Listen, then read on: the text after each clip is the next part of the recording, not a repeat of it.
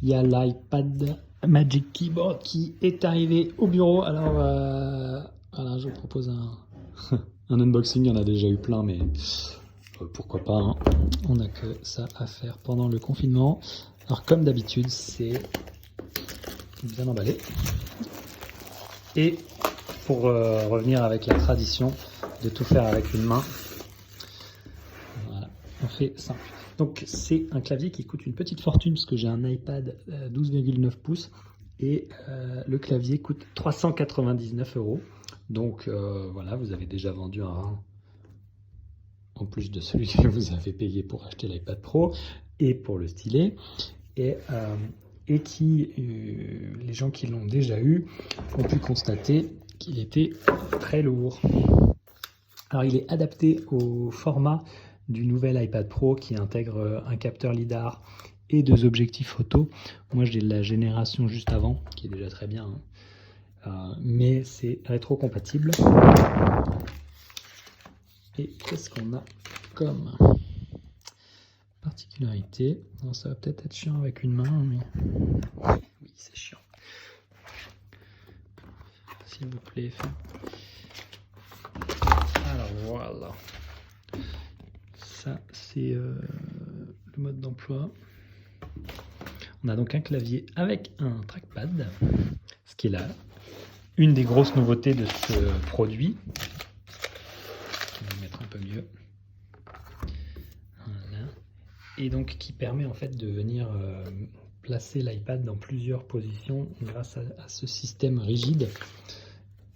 Et hop, là, de le fermer, de le contenir entièrement. Donc ça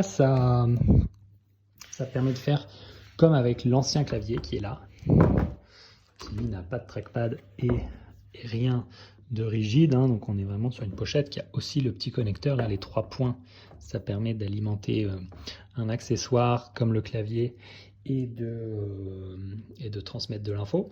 Sur ce clavier, ce que ça permet de faire, c'est que ça permet de charger l'iPad ici en USB-C, de transmettre le courant et les données clavier trackpad à travers ce port. Donc vous allez pouvoir avoir le port USB-C de l'iPad qui lui est libre pour brancher des accessoires. Voilà, sinon si on doit comparer, donc là on était sur une texture un petit peu difficile à décrire d'ailleurs, mais c'est assez doux, c'est soft, c'est une sorte de tissu, tandis qu'ici on est sur le plastique. Vous voyez voir, pas du tout le même bruit. Sinon au niveau des touches, on a un changement au niveau des flèches directionnelles qui sont là, et c'est pas la même chose qu'ici qui font toute la taille. Voilà pour les petites particularités du clavier. On va installer l'iPad dessus. Donc, je l'ai encore pas fait, hein. C'est compliqué avec une main. Les aimants tiennent très bien. Voilà. Ça y est. Donc, j'ai installé mon iPad et voilà ce que ça permet de faire. Donc vous pouvez l'ajuster comme ça, mais c'est tout en fait. C'est vrai que je m'attendais et comme ça vous pouvez aussi aller le faire taper sur votre... Voilà, ça fait un peu bizarre avec ce modèle d'iPad. Appareil photo, zoom. Bon bah maintenant il va falloir l'essayer un peu. Oh, le curseur.